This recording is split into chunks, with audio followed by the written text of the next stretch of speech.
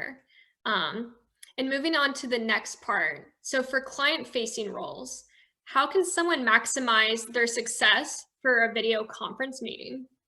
Monique, do you want to get us started?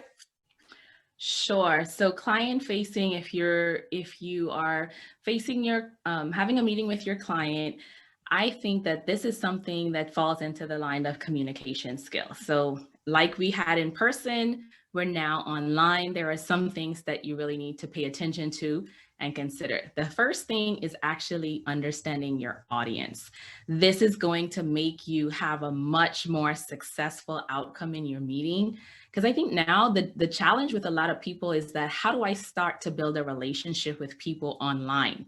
How do I start? And most of the times people will Google you, they'll go to your LinkedIn profile, and if there's nothing there, you've already lost. So if you are client facing, you have to have a digital presence, have an updated picture in your profile, have a verbiage that can, give people information. But when you're meeting, and actually, this is something that I walk people through. So you're understanding how to understand your audience, not just their communication style, but also their psychographics, really thinking about their beliefs, what values drive them.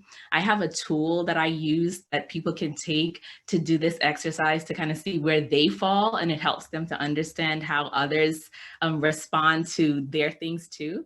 But just making sure you understand your audience, having a focus for your meeting, having a very strong and clear focus, like what is the intention? What do we want to get out of this meeting? Start there so that you're now designing the interaction for that outcome. And of course, storytelling. And this is an area that I know a lot of people struggle with, because it's like, I don't have any stories to tell, or how do I even tell my stories? How do I position it? But your clients are people just like you. And so when we are able to pull in stories that help them to see how your product can help them, like putting them in a future state or helping them to envision themselves in that future state with your product using a story, it's just going to turn the result of your meeting.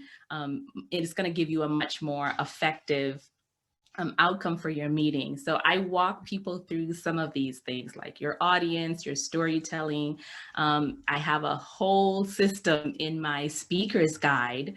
And that system, I will tell you, again, if you're building your brand, you want to be able to know how to assess your audience, how to tell your story, how to deal with imposter syndrome. That's a big one that comes up.